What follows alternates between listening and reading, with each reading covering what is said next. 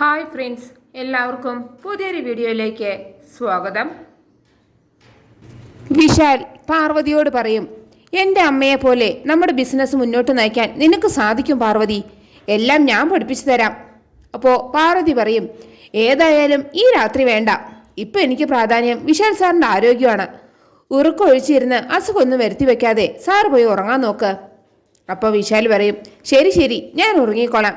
കുറച്ച് കഴിഞ്ഞാലേ നമ്മുടെ വിവാഹ വാർഷികമല്ലേ, അതെങ്ങനെ സെലിബ്രേറ്റ് ചെയ്യണമെന്ന് വല്ല ആശയമുണ്ടോ?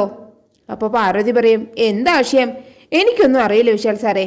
അപ്പോൾ വിശാൽ പറയും, ശരി, ഞാൻ എന്തെങ്കിലും ഒരു പദ്ധതി ഉണ്ടാക്കിക്കോളാം. അപ്പോൾ പാർവതി പറയും, അതായിരിക്കും നല്ലത്, എന്നാൽ ഞാൻ ഉറങ്ങാൻ പോകുന്നു, ഗുഡ് നൈറ്റ് എന്ന് പറഞ്ഞിട്ട് പാർവതി അവിടെ നിന്ന് പോവുകയാണ്. എന്നിട്ട് റൂമിലെത്തിയ പാർവതി ഉദയനൂരമ്മയുടെ ഫോട്ടോ നോക്കിയിട്ട് പറയും, ഞങ്ങളുടെ വിവാഹം കഴിഞ്ഞിട്ട് നാളെ 1 വർഷമാകാൻ പോവുകയാണ്. ഇനിയും വർഷങ്ങളോളം ഞങ്ങളുടെ ബന്ധം ഒത്തൊരുമയോടെ പോകാൻ അമ്മ ഞങ്ങൾ അനുഗ്രഹിക്കണം. വീണ്ടും വീണ്ടും എനിക്ക് അമ്മയോട് പറയാൻ ഒരു സങ്കടമേ ഉള്ളൂ. വിശാൽ സാറിന് ജീവപായം ഒന്നും ഉണ്ടാകാതെ കാത്തു സംരക്ഷിക്കണം എന്നൊക്കെ പ്രാർത്ഥിച്ചു കഴിഞ്ഞ് പോയി കിടന്നുറങ്ങുകയാണ് പാർവതി. അതേസമയം വിശാല് എങ്ങനെ വെഡിങ് ആനിവേഴ്സറി സെലിബ്രേറ്റ് ചെയ്യുമെന്നും എന്ത് ഗിഫ്റ്റ് പാർവതിക്ക് കൊടുക്കുമെന്നൊക്കെ ആലോചിച്ച് നടക്കുകയാണ്. പിന്നെ കാണിക്കുന്നത് പാർവതിയുടെ അടുത്ത് പോയിട്ട് പാർവതിയെ വിളിച്ച് എഴുന്നേൽപ്പിച്ചിട്ട് ഹാപ്പി വെഡിങ് ആനിവേഴ്സറി എന്ന് വിശാൽ പറയുന്നതാണ് കേട്ടോ. ഇത് കാണുമ്പോൾ പാർവതി ചോദിക്കും, സാർ എന്താ ഈ നേരത്തെ ഇവിടെ? എന്താ എനിക്കിവിടെ വന്നുകൂടെ പാർവതി? അപ്പോൾ പാർവതി പറയും, ആരെങ്കിലും കാണും വിശാൽ സാറേ. അപ്പോൾ വിശാൽ പറയും, കണ്ടാൽ എന്താ, നമ്മൾ ഭാര്യയും ഭർത്താവും അല്ലേ. എടോ, മണി 12 ഇന്ന് നമ്മുടെ വെഡിങ് ആനിവേഴ്സറി ആണ്, വിവാഹ വാർഷിക ദിവസം. ഈ ദിവസം നമ്മൾ ഒരുമിച്ച് കണ്ടാൽ ആരും ഒന്നും കരുതില്ല. താൻ എന്തിനാണ് ഇങ്ങനെ മറ്റുള്ളവരെ പേടിക്കുന്നത്? താൻ ആദ്യം മറ്റുള്ളവരെ കുറിച്ചുള്ള ചിന്ത കളാം. ഞാനിപ്പോൾ വന്നത് നിനക്ക് സർപ്രൈസ് ആയിട്ട് ഒരു ഗിഫ്റ്റ് തരാനാണ്. എന്നിട്ട് പാർവതിയുടെ കണ്ണു അടച്ച് പാർവതിയെയും കൂട്ടി താഴേക്ക് കൊണ്ടുപോവുകയാണ്. അതിനുശേഷം താഴെ എത്തിയിട്ട് പാർവതിയോട് വിശാൽ മെല്ലെ കണ്ണു തുറക്കാൻ പറയാണ് കേട്ടോ. പാർവതി കണ്ണു തുറക്കുമ്പോൾ വിശാൽ അവിടെ മുഴുവൻ അലങ്കരിച്ചത് കാണുകയാണ്. അത് കാണുമ്പോൾ പാർവതിക്ക് വലിയ സന്തോഷമാവാണ് കേട്ടോ. അപ്പോൾ വിശാൽ ചോദിക്കും, എങ്ങനെയുണ്ട്, ഇഷ്ടമായോ? അപ്പോൾ പാർവതി പറയും, ഒരുപാട് ഇഷ്ടമായി വിശാൽ സാറേ. അപ്പോൾ വിശാൽ പറയും, ഇതൊന്നും അല്ല സർപ്രൈസ് ഇനി കാണാൻ പോകുന്നതേ ഉള്ളൂ. എന്നിട്ട് ടേബിളിൽ നിന്ന് ഒരു തുണി എടുത്ത് മാറ്റിയിട്ട് പറയും, ഇതാണ് ഞാൻ പാർവതിക്ക് തരാൻ പോകുന്ന സമ്മാനങ്ങൾ. 1 2 7 സമ്മാനങ്ങൾ. അപ്പോൾ പാർവതി ചോദിക്കും, 7 സമ്മാനങ്ങളോ, അത് എന്തൊക്കെയാണ്? അപ്പോൾ വിശാൽ പറയും, അതങ്ങനെ പറഞ്ഞാൽ സസ്പെൻസ് പോകില്ലേ, തരുമ്പോൾ നീ അറിഞ്ഞാൽ മതി. എന്നിട്ട് ആദ്യത്തെ സമ്മാനം എടുത്തിട്ട് പറയും, ഇതാണ് ഞാൻ നിനക്ക് തരുന്ന ആദ്യത്തെ സമ്മാനം. അത് സിന്ദൂരാണ് കേട്ടോ. വിശാൽ ആ സിന്ദൂരം എടുത്ത് പാർവതിക്ക് തൊട്ടു കൊടുക്കുകയാണ്. എന്നിട്ട് പറയും, ഞാൻ ഈ സിന്ദൂരം പാർവതിയുടെ സീമന്തരേഖയിൽ ചാർത്തിയത് എന്തിനാണെന്നറിയോ? ഇത് ഞാൻ നിനക്ക് തരുന്ന ഒരു ഉറപ്പാണ്. ഇനി ഈ ജീവിതത്തിൽ എത്രയൊക്കെ പ്രതിസന്ധികൾ ഉണ്ടായാലും പ്രയാസങ്ങൾ ഉണ്ടായാലും വിശാലിൻ്റെ മരണം വരെ വിശാൽ എന്നും താങ്ങായും തണലായും പാർവതിക്കൊപ്പം ഉണ്ടാകും എന്നൊരു വിശ്വാസം. അപ്പോൾ പാർവതി പറയും, മതി, ഇത് കേട്ടാൽ മതി എനിക്ക്. ഇപ്പൊ തന്നെ എൻ്റെ മനസ്സ് നിറഞ്ഞു വിശാൽ സാറേ.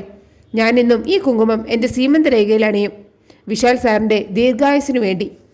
അപ്പോൾ വിശാൽ പറയും, ഇനി അടുത്തത് അത് കുറച്ച് മുല്ലപ്പൂവായിരുന്നു കേട്ടോ. ഇത് പുഷ്പങ്ങളുടെ രാജ്ഞിയാണ്, സുഗന്ധങ്ങളുടെ രാജ്ഞിയും. ഈ വിശേഷ ദിവസം ഇതെൻ്റെ രാജകുമാരിയുടെ മുടിയിലിരിക്കട്ടെ എന്ന് പറഞ്ഞിട്ട് വിശാൽ പാർവതിക്ക് ആ മുല്ലപ്പൂ തലയിൽ ചൂടിക്കൊടുക്കുകയാണ്. എന്നിട്ട് പറയും, ഈ മുല്ലപ്പൂവിൻ്റെ സൗരഭ്യം പോലെ എന്നും സൗരഭ്യമുള്ളതായിരിക്കണം നമ്മുടെ ജീവിതവും. അപ്പോൾ പാർവതി പറയും, അതെന്നും അങ്ങനെ തന്നെ ആയിരിക്കും വിശാൽ സാറേ. അപ്പോൾ വിശാൽ പറയും, ഇനി അടുത്തത് അത് കൺമഷിയാണ്. ഈ കണ്ണുകളെന്നും ആരോഗ്യത്തോടെ ഇരിക്കണം, അതിനാണ് ഈ കൺമഷി എന്ന് പറഞ്ഞിട്ട് വിശാൽ പാർവതിക്ക് കണ്ണെഴുതി കൊടുക്കുകയാണ്. ഇനി അടുത്തത് അത് കരിമണിമാലയാണ്. എന്നിട്ട് വിശാൽ പറയും, ഇത് നീ എപ്പോഴും അണിയണം എന്നില്ല, വിശേഷപ്പെട്ട ദിവസങ്ങളിൽ മാത്രം ഇട്ടാൽ മതി. എന്നിട്ട് ആ മാലയും പാർവതിക്ക് ഇട്ട് കൊടുക്കുകയാണ്. പിന്നെ അടുത്തത് ഒരു പട്ടുസാരിയാണ്, അതും പാർവതിക്ക് എടുത്ത് കൊടുക്കുകയാണ്. പിന്നെ അടുത്തത് കുറേ കുപ്പിവളകളാണ് കേട്ടോ. അങ്ങനെ വിശാൽ ആ വളകളും പാർവതിക്ക് ഇട്ട് കൊടുക്കുകയാണ്. പിന്നെ അടുത്തത് അത് കൊലുസാണ്. വിശാൽ അതും പാർവതിക്ക് കാലിൽ ഇട്ട് കൊടുക്കുകയാണ്. അപ്പോൾ പാർവതിയുടെ കണ്ണ് നിറയുകയാണ് കേട്ടോ. അപ്പോൾ വിശാൽ ചോദിക്കും, എന്താ പാർവതി കണ്ണ് നിറഞ്ഞത്? അപ്പോൾ പാർവതി പറയും, ഇത് സന്തോഷം കൊണ്ടുള്ള കണ്ണീരാണ് വിശാൽ സാറേ. സാർ എന്നെ ഇത്രമാത്രം സ്നേഹിക്കുന്നുണ്ടെന്ന് ഞാൻ അറിഞ്ഞില്ല. അപ്പോൾ വിശാൽ പറയും, നമ്മുടെ കല്യാണം കഴിഞ്ഞപ്പോൾ ഒട്ടും താല്പര്യമില്ലാതായിരുന്നു ഞാൻ നിന്നെ നാട്ടിൽ വിട്ടിട്ട് വന്നത്. അച്ഛൻ നിർബന്ധിച്ച് വിവാഹം കഴിപ്പിച്ചതിലുള്ള എതിർപ്പായിരുന്നു അത്. പക്ഷേ നിന്നെ ഞാൻ ഉപേക്ഷിച്ചിട്ടും നീ അത്രയും ദൂരം താണ്ടി എന്നെ തേടി വന്നു. എന്നിട്ട് എൻ്റെ എല്ലാ അവജ്ഞയും സഹിച്ച് നീ എന്നെ സ്നേഹിച്ചുകൊണ്ടേയിരുന്നു. നീ എനിക്ക് തരുന്ന ആ സ്നേഹത്തിന് പകരമാവില്ല ഒരിക്കലും എൻ്റെ സ്നേഹം. നമ്മുടെ സ്നേഹം ഒരു തുലാസിൽ വെച്ച് അളന്നാൽ ഉയർന്നു നിൽക്കുന്നത് നിന്റെ സ്നേഹം തന്നെയായിരിക്കും.